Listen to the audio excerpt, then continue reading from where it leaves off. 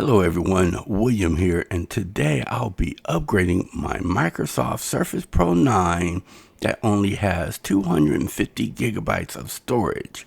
Now, I got a good deal on the Surface Pro, but I want to put a lot more power and storage in this baby. So I got the DATO 2 terabyte internal solid state drive.